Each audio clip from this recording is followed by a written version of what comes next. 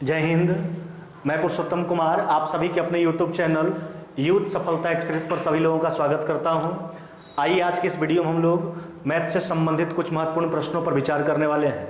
देखिए question number पहला क्या कहता है। कहता है 42 सेंटीमीटर त्रिज्या वाले एक वृत्ताकार तार को एक आयत के रूप में मोड़ा जाता है। नहीं, देखिए तार पहले वृत्ताकार था जिसका रेडियस दिया गया 42 सेंटीमीटर। अब उसको एक आयत का रूप दिया गया है ना। अब कहता है जिसकी भुजाएं यानी आयत का जो भुजा है वो 6:5 के अनुपात में है। आयत की छोटी भुजा का लंबाई पूछा। सोचिए तार पहले वृत्ताकार था, उसको आयत का रूप दिया गया, तो इसका मतलब तार का लंबाई तो वही होगा ना। देखिए पहले तार वृत्ताकार था, भले उसके आकृति में परिवर्तन कर रहे हैं, तो तार का लंबाई दोनों स्थिति में बराबर होगा, यानी दोनों स्थिति में पैरामीटर इक्वल होना चाहिए। कहने का मतलब वृत्त का जो परिमाप, वृत्त का जो परिधि होगा वो आयत के परिमाप के बराबर होना चाहिए, क्योंकि तार जो था पहले वृत्ताकार था, वही तार को आयत के रूप में दिया गया, मोड़ा जाता है ना। तो कहने का मतलब वृत्त का जो परिधि होगा वो आयत के परिमाप के बराबर होगा। तो वृत्त का परिधि निकाल लीजिए, यह हो जाएगा 2πr है ना, तो हो जाएगा 2 गुना है ना, यह हो जाएगा आपका 22 बटा कितना 7, 2πr है ना, और त्रिज्या कितना हो जाएगा आपका 42। यह हो गया आपका, देखिए यह हो गया वृत्त का परिधि, और वृत्त का जो परिधि हुआ वो आयत का परिमाप हुआ, क्योंकि तार वृत्ताकार था उसी को आयत के रूप में दी, आयत के रूप में मोड़ दिया जाता है। तो ये वृत्त का परिधि भी आयत का परिमाप भी है। अच्छा, आयत का परिमाप एक्चुअली होता क्या है, लंबाई चौड़ाई के योग का दुगना। तो ये लंबाई चौड़ाई के योग का दुगना है, उसका आधा कर लीजिए, तो यह आया उसके लंबाई और चौड़ाई का योग। अब देखिए तो लंबाई और चौड़ाई का यूनिट देखिए, तो 6 और 5 कितना हो गया आपका 11। तो ये जो है 11 यूनिट का मान है, एक यूनिट का निकाल लीजिए। आपसे कहता आयत की छोटी भुजा बताइए। अच्छा, छोटकी भुजा है कितना यूनिट, 5 यूनिट, यानी 5 यूनिट का मान बता। देखिए 22 से 22 काट लीजिए, 7 से काट लीजिए 6 बार में है ना, तो 5 छक 30, अदूना कितना हो जाएगा आपका 60 सेंटीमीटर। यही आपसे पूछा गया था है ना। क्या पूछा गया था आपसे है ना, कि उस आयत का सबसे छोटी भुजा का लंबाई बताइए। अतः उस आयत की सबसे छोटी भुजा का लंबाई कितना हो जाएगा 60 सेंटीमीटर। 60 सेंटीमीटर ऑप्शन नंबर हो जाएगा आपका ए है ना। ऑप्शन नंबर क्या हो जाएगा आपका ए है ना। चलिए आइए अगला क्वेश्चन पर विचार करते हैं। देखिए क्या कहता ए और बी जो है किसी कार्य को क्रमशः 20 दिन और 12 दिनों में कर सकते हैं। देखिए बात समझिए, बात एक्चुअली किसका ए का और बात किसका बी का। कहता ए जो है अकेले किसी काम को 20 दिन में कर सकता है, और बी जो है किसी का उसी काम को कितना दिन में करता है 12 दिन में। कहता ए ने अकेले कार्य शुरू किया, तत्पश्चात 4 दिन बाद बी भी सम्मिलित हो गया कार्य में। कार्य पूरा करने तक दोनों ने मिलकर कार्य किया, तो कहता कार्य कुल कितने दिन चला। अब देखिए समझिए बात को, पहले यहाँ से पूरे कार्य पर विचार कर लीजिए। अच्छा, पूरा कार्य यानी दोनों के समय का लॉस है, तो 20 और 12 का लॉस कितना हो जाएगा आपका 60 है ना। हमने पूरा कार्य 60 यूनिट एज्यूम कर लिया। अब देखिए तब 20 दिन में 60 यूनिट एक दिन में कितना करेगा आपका 3 है ना, और बी जो है 12 दिन में 60 एक दिन में कितना करेगा 5। अब देखिए हमसे पूरे कार्य का समय पूछा, तब पूरा कार्य आपका 60 यूनिट। अब इसमें पढ़िए क्या कहता है। कहता ए ने अकेले कार्य शुरू किया है, तत्पश्चात 4 दिन बाद बी कार्य में सम्मिलित हुआ, यानी ए जो है 4 दिन तक अकेले काम किया, तो ए 4 दिन में कितना काम करेगा, तो एक दिन का काम 3 यूनिट 4 दिन का काम करवा लीजिए इसे। अब जो बचा हुआ काम है यहाँ कार्य करने के लिए बी को भी सम्मिलित हो गया है, यानी अब जो बचा हुआ काम है वो ए और बी दोनों मिलकर करेगा। अब देखिए तो बचा हुआ काम दोनों मिलके, तो दोनों के एक दिन का काम 5 और 3 कितना हो गया आपका 8 है ना। चलिए तो हो गया आपका 12 घट जाएगा 48 हो जाएगा, कितना बार में कट जाएगा 6 बार में है ना। देखिए तो दोनों मिलकर 6 दिन काम किया, लेकिन हमसे कहता कार्य कुल कितने दिन चला, यानी कार्य समाप्त होने का पूरा समय पूछा। तो 6 दिन दोनों मिलकर काम किया, 4 दिन पहले से ए कर चुका था, तो 6 प्लस में 4 कितना हो जाएगा आपका 10 दिन है ना। आपका उत्तर कितना हो जाएगा 10 दिन। आपसे पूरे कार्य का समय पूछा गया था, अतः पूरे कार्य का समय कितना हो जाएगा आपका 10 दिन। हाँ, अगर कहता कि ए के 4 दिन करने के बाद शेष काम दोनों मिलकर कितना दिन में पूरा करता, तो डायरेक्ट आपका उत्तर 6 हो जाता। लेकिन हमसे कहता है पूरे कार्य समाप्त होने में कितना समय लगा, तो दोनों मिलकर 6 दिन किया, 4 दिन पहले से कर चुका था, अतः पूरे कार्य समाप्त होने में जो 6 प्लस में 4 यानी 10 दिन का समय लगा। आइए अगला क्वेश्चन पर विचार कर लेते हैं। देखिए कहता है 999.1/7 है ना, न प्लस में 999.2/7 है ना। अब देखिए ऐसा ही जोड़ा गया है, प्लस में डॉट डॉट, प्लस में आपका 999.6/7। अब इस सबका जोगफल पूछा गया। अच्छा एक बात ध्यान दीजिएगा, ये पूर्णांक को आप प्लस में लिख सकते हैं ना। देखिए पूर्णांक को प्लस में, जैसे हम बोले कि 2.1/2, तो इसको हम क्या लिख सकते हैं, इसको लिख सकते हैं 2 जोड़ 1/2। तब पूर्णांक में लिखिए चाहे प्लस में लिखिए, मान वही आता है। हल करके देख लीजिए आप है ना। ऐसा नहीं कीजिए कि गुना में है कॉमन कर लेंगे, ऐसा नहीं होने वाला है। ये पूर्णांक को प्लस में आप लिख सकते हैं। देखिए 4 1 5/2, ये भी 5/2 2, है ना। तो अगर पूर्णांक में दिया गया है ना तब उसका प्लस में करके लिख सकते हैं ना। अब देखिए तो यहाँ पर भी हम वही काम करेंगे, तो सबको जब तोड़िएगा तो ये टूटेगा 999 जोड़ 1/7, 999 जोड़ 2/7, 999 जोड़ 3/7, 999 जोड़ 4/7, 999 जोड़ 5/7, 999 जोड़ 6/7। अब देखिए तो एक्चुअली 999 कितना बार हो जाएगा, तो 6 बार हो जाएगा। तो यह हो जाएगा आपका 999 गुना कितना हो जाएगा आपका 6। देखिए अब उसके बाद जो भिन्न बचा सब भिन्न को जोड़ लीजिए। अच्छा भिन्न देखिए सब जितना भी भिन्न है 1/7, 2/7, 3/7, 4/7, 5/7, 6/7, तो सबका तो हर समान है ना 7 है, तो सबका अंश केवल जोड़ लीजिए। तो ये हो जाएगा आपका 3 3 6 4 10, अब 5 15 6 कितना हो गया 21 है ना। तो ये हो जाएगा आपका 21 बटा कितना हो जाएगा आपका 7। चलिए इसको देखिए, इसको गुना कर लीजिए, तो गुना कीजिएगा तो कितना हो जाएगा 5900 कितना हो जाएगा आपका, यह हो जाएगा 94 है ना। अब प्लस में कितना हो जाएगा 3 है ना। आपका रिजल्ट कितना हो जाएगा 5997 है ना, 5997 यानी 5997, 5997। आपका उत्तर क्या हो जाएगा ऑप्शन नंबर ए है ना। आपका उत्तर हो जाएगा ऑप्शन नंबर ए है ना। आइए अगला क्वेश्चन पर विचार कर लेते हैं। कहता किसी धनराशि पर किसी वार्षिक ब्याज की दर से साधारण ब्याज जो है वह मूलधन का 25/16 है यदि दर प्रतिशत और वर्षों में समय को निरूपित करने वाली संख्याएं दोनों बराबर है। कहने का मतलब ये है कि साधारण ब्याज मूलधन का 25/16 गुना और यहाँ पर समय और दर दोनों आपस में बराबर है। ब्याज का दर पूछा। अब देखिए बात समझिए, अगर प्रिंसिपल को हम 1 मान लेते हैं, रेट को R मान लीजिए, तो समय भी R हो जाएगा। अब देखिए ब्याज PRT/100, अभी ब्याज जो है वह मूलधन का 25/16, हमने मूलधन यानी प्रिंसिपल को 1 रुपया मान रखा, 1 का 25/16 कितना हो जाएगा आपका, यह हो जाएगा आपका 25/16। तो कहने का मतलब R² बराबर हो जाएगा, यहाँ पर क्या हो जाएगा आपका 2500, अब बट्टा कितना हो जाएगा 16। देखिए लिखेंगे इसलिए R बराबर, तो R का मान क्या हो जाएगा, इधर का स्क्वायर अंडर रूट हो जाएगा, तो 2500 का कितना हो जाएगा 50 और 16 का कितना हो गया 4, यानी कहने का मतलब 25 बटा कितना हो जाएगा आपका 2, 25/2 यानी कहने का मतलब 12.5%। देखिए तो आपका रेट भी 12.5% आया। अगर बाय द चांस समय भी पूछ दिया जाता तो दोनों का तो संख्यात्मक मान आपस में बराबर है, समय पूछता तो 12.5 वर्ष आपका उत्तर होता, अभी रेट पूछा गया तो 12.5% आपका उत्तर हो जाएगा है ना। तो आपका उत्तर हो जाएगा ऑप्शन नंबर सी है ना। आपका उत्तर हो जाएगा ऑप्शन नंबर सी। देखिए तो एक तो प्रोसेस से आप बना सकते हैं। एक बात और ध्यान दीजिएगा कि अगर दूसरा तरीका देखिए, अगर आसानी से और बनाना चाहते हैं, अगर साधारण ब्याज मूलधन का m/n गुना हो, वही बात है मूलधन का 25/16 यानी मूलधन का m/n गुना हो और समय और दर दोनों बराबर है, तो दोनों में से कोई चीज पूछे ना तो केवल आप √m/n गुना 10 ऐसा कर लीजिएगा। अगर रेट पूछेगा तो प्रतिशत में उत्तर, समय पूछा तो वर्ष में आप उत्तर दे दीजिए। तो आप इसका प्रयोग करके आप निकाल सकते हैं, यानी जो ब्याज दिया गया मूलधन का इतना गुना, उस भिन्न का वर्गमूल निकालिए 10 से गुना कर लीजिए। अब देखिए हम ऐसे निकाल लेते हैं, तो भिन्न कितना दिया गया m/n का मान 25/16, तो ये हो जाएगा आपका 25 बटा कितना 16 गुना कितना हो जाएगा आपका 10। चलिए तब 25 का कितना हो जाएगा, देखिए ना अभी हो जाएगा आपका है ना। अब इसको देखिए तब 25 का हो गया आपका 5, 16 का हो गया 4 गुना कितना हो जाएगा 10, फिर वही बात 25/2 है ना, यानी कहने का मतलब कितना हो जाएगा आपका 12.5% है ना। कितना हो जाएगा 12.5%। ऑप्शन नंबर हो जाएगा आपका सी। या तो प्रोसेस से बना सकते हैं या फिर दूसरा तरीका हमने आपको बताया कि अगर साधारण ब्याज मूलधन का m/n गुना हो और समय और दर दोनों जो है उस स्थिति में बराबर है, तो समय पूछे चाहे दर पूछे दोनों के लिए यही चीज यूज करना है, √m/n गुना कितना 10। अब उसके माध्यम से भी आप निकाल लीजिएगा। चलिए आइए अगला क्वेश्चन पर विचार कर लीजिए।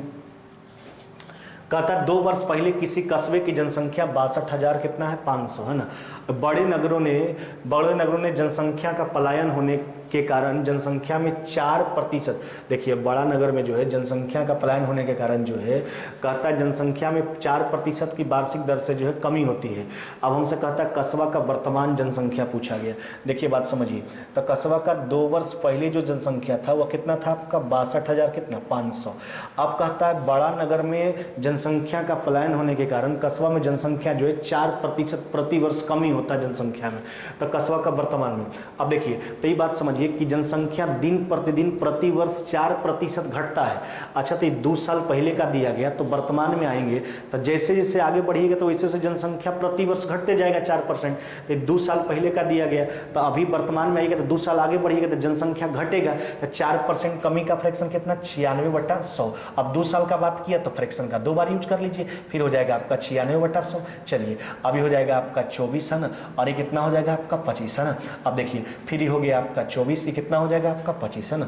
अब देखिए 25 25 625 काट लीजिए आप 100 बार में है ना, 576 में 100 से गुना कर लीजिए, कितना हो जाएगा आपका 57,000, कितना हो जाएगा 600, कितना हो जाएगा 57,600।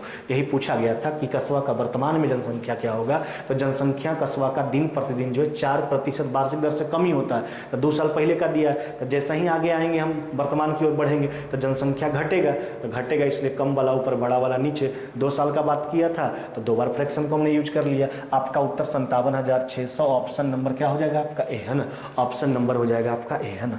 आइए अगला क्वेश्चन पर विचार कर लेते हैं।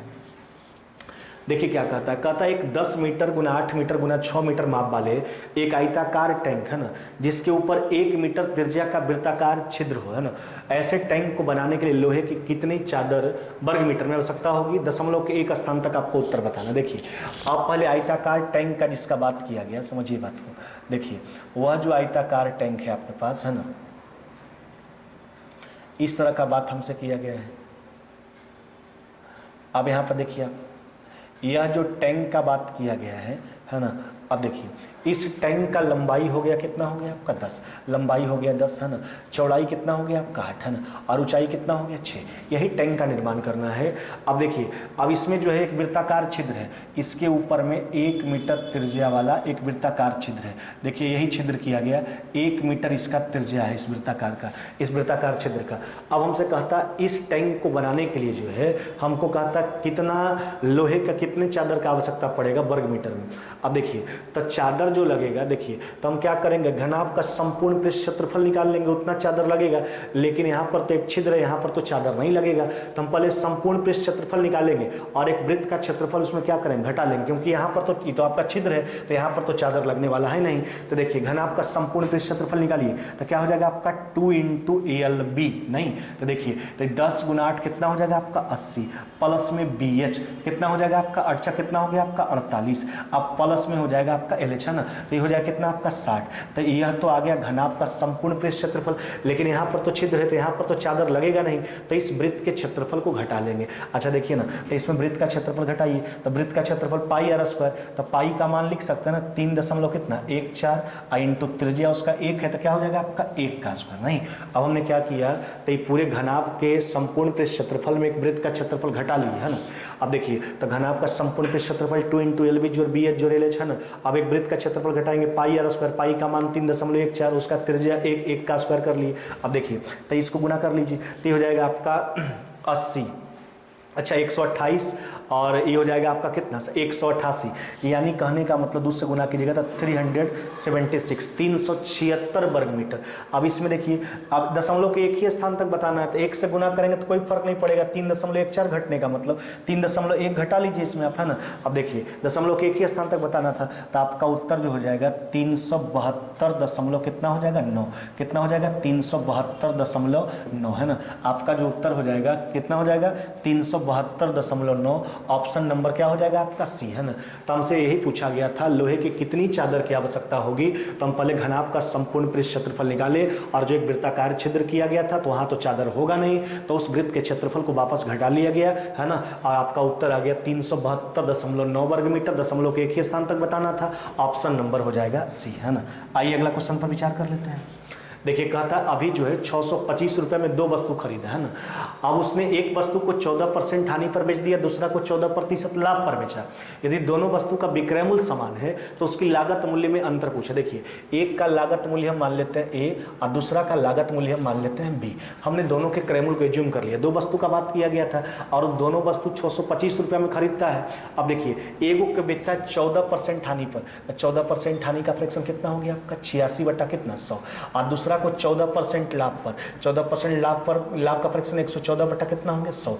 अब अकॉर्डिंग टू क्वेश्चन कहता है दोनों का विक्रय मूल्य आपस में क्या है बराबर है। हमने विक्रय मूल्य को बराबर कर लिया। देखिए कट जाएगा आपका 43 बार में है ना, और ये कितना बार में कट गया आपका 57 बार में है ना, यह कट गया आपका 57 बार में। तो यहाँ से लिखेंगे हम A/B बराबर कितना लिखिएगा 57 अनुपात कितना हो जाएगा आपका 43। यह हो गया दोनों के क्रय मूल्य के बीच का रेशियो। अब देखिए दोनों मिला के जो क्रय मूल्य आपको लगा है वह कितना लगा 624 रुपया। दोनों मिला के क्रय मूल्य था अभी का 624 रुपया, दोनों वस्तु मिला के। तो दोनों का यूनिट कितना हो गया आपका, यह हो गया आपका 100। तो 100 यूनिट बराबर 624, एक यूनिट का मान निकाल लिया गया। हमसे कहा था उसके लागत मूल्य में डिफरेंस पूछा गया। देखिए एक का लागत मूल्य 57 यूनिट, एक का कितना हो गया आपका 43। तो अंतर देखिए ना, अंतर कितना का है 14 यूनिट का, यानी 14 यूनिट का मान निकाल लेंगे। अब देखिए इकाई स्थान देख के खाली उत्तर दे देंगे। तो 4 चौका कितना 16, 6 होना चाहिए इकाई स्थान पे, और 2 अंक दशमलव के साथ आपका उत्तर हो जाएगा ऑप्शन नंबर क्या हो जाएगा ए है ना, ऑप्शन नंबर ए, यानी 87 दशमलव कितना हो जाएगा 36, 87 दशमलव कितना 36, यानी दोनों के क्रय मूल्य में जो अंतर होगा वह 87 रुपया 36 पैसा का होगा है ना, ऑप्शन नंबर हो जाएगा आपका ए है ना। आइए अगला क्वेश्चन पर विचार कर लेते हैं। कहता है एक दुकानदार 30 रुपया अंकित मूल्य वाला एक बैडमिंटन के रैकेट को जो है ना 15% की कटौती पर बेचता है। अब क्या कहता है, तथा प्रत्येक रैकेट के साथ 1.5 रुपया मूल्य का एक चिड़िया मुफ्त में दे देता है, फिर भी उसे 20% का लाभ होता है। अच्छा देखिए एक्चुअली वो बेचता कितना में डिस्काउंट देने के बाद, देखिए 30 रुपया का तो लेवल लगा हुआ है ना, 30 रुपया का लेवल लगा हुआ है। अब उस पर वो 15% का डिस्काउंट दिया। अब इस डिस्काउंट के बाद वो 1.5 रुपया का एक चिड़िया मुफ्त में दे रहा है, तो 1.5 रुपया समझिए और वो डिस्काउंट दे दिया है ना। हम पहले कितना में बेचता ही हम निकाल रहे हैं। देखिए तो 30 रुपया उस पर मार्केट प्राइस था, उसका मार्केट प्राइस था रैकेट का है ना। अब उसमें 15% का डिस्काउंट दे रहा था, फिर 1.5 रुपया का चिड़िया मुफ्त में देता है, यानी इतना में बेचता है। अब देखिए ये हो जाएगा आपका 17 और ये कितना हो जाएगा आपका 20 है ना। चलिए एक शून्य काट के हटा लीजिए, तो 51/2 यानी 25.5 में 1.5 घटा लीजिए, 25.5 में 1.5 घटाएगा तो कितना में बेचता है 24 रुपया निकल के आ गया। यह निकल के आ गया विक्रय मूल्य, यानी 24 रुपये में बेचता है। अब देखिए बात समझिए, हमसे पूछा प्रति रैकेट का उसका लागत मूल्य दुकानदार का पूछा। अब सोचिए दुकानदार जो है वो 24 रुपया में बेचता है, अब उसके बाद भी उसको 20% का लाभ होता है। सोचिए 24 रुपया में बेच रहा है, लाभ हो जा रहा है, इसका मतलब खरीदा गया होगा कम में है ना, यानी कम वाला ऊपर ज्यादा वाला नीचे। चलिए इसको हल कर लीजिए, 12 से काट लीजिए 2 बार में है ना, आपका उत्तर कितना हो जाएगा 20 रुपया। यही आपसे पूछा भी गया था है ना कि प्रति रैकेट का दुकानदार के लिए कॉस्ट प्राइस बताइए, 20 रुपया हो जाएगा। आपका उत्तर क्या हो जाएगा ऑप्शन नंबर सी। हम पहले क्या किए कि एक्चुअली दुकानदार रैकेट को बेचता कितना में है डिस्काउंट के बाद, तो डिस्काउंट के बाद बेचा 24 रुपया में, 15% का डिस्काउंट, फिर 1.5 रुपया का एक देता है चिड़िया मुफ्त में, तो भी तो उसका डिस्काउंट है, यानी बेचा एक्चुअली 24 में, फिर भी उसको 20% का लाभ हो गया। क्रय मूल्य पर विचार कर लिया गया, आपका उत्तर हो गया ऑप्शन नंबर सी है ना। आइए अगला क्वेश्चन पर विचार कर लेते हैं। कहता क्या है, कहता साधारण ब्याज की वार्षिक दर जो है 10% से 12.5% हो जाने पर किसी व्यक्ति की वार्षिक आय 1250 रुपया बढ़ जाता है, उसका मूलधन बताना। अब एक बात ध्यान दीजिएगा, रेट जो था पहले 10% था, 12.5% हो गया, 2.5% रेट बढ़ा। अच्छा उसका वार्षिक आय 1250 रुपया बढ़ गया, आय बढ़ने का मतलब उसका ब्याज बढ़ा, और इनकम कहाँ से होगा, यहाँ पर साधारण ब्याज का बात किया गया, तो उसका आय बढ़ गया, 2.5% रेट बढ़ा, आय बढ़ गया 1250, यानी ब्याज बढ़ गया 1250। सोचिए तो 1250 रुपया ब्याज बढ़ा, वही प्रिंसिपल पर बढ़ा है ना। क्यों बढ़ा, 2.5% के कारण बढ़ा है ना। कितना साल में बढ़ा, 1 साल में। चलिए अब यहाँ से दशमलव को हटा दीजिए, दशमलव हटाइएगा तो ऊपर एगो 10 और लगा दीजिए। देखिए 25 से काट लीजिए, आपका कट जाएगा 50 बार में, 5 पर 4 शून्य, आपका उत्तर कितना हो जाएगा 50,000 रुपया। यही पूछा गया था है ना कि मूलधन बताने के लिए बोला गया था, अतः मूलधन कितना हो जाएगा 50,000। 50,000 ऑप्शन नंबर क्या हो जाएगा आपका ए है ना। आइए अगला क्वेश्चन पर विचार कर लेते हैं। कहता है कि राशि को ए बी तथा सी के बीच 9:3:7 के अनुपात में बांटना है। यदि ए के हिस्से का 15% 324 है तो बी तथा सी के हिस्से में कितना का अंतर है। देखिए निश्चित राशि पर पहले आप विचार कर लीजिए, ए के हिस्से का 15% 324 है। अच्छा 324 जो है ए का 15% है ना, तो 1% निकाले तो 100% निकालिएगा, तो यह ए का जो है पूरा हिस्सा निकल के आ गया। अब ए के यूनिट पर विचार कर लीजिए, तो ए का जो यूनिट है आपका जाएगा वह कितना है आपका 9 यूनिट, है ना। तो 9 से भाग दिए तो 1 यूनिट का मान, देखिए फिर से समझिए, 1 के 15% हिस्सा का 15% 324, तो वहाँ से 100% निकाले, ए का पूरा हिस्सा आया, ए का यूनिट 9 यूनिट का मान था, 9 से भाग दिए 1 यूनिट का मान निकल के आ गया।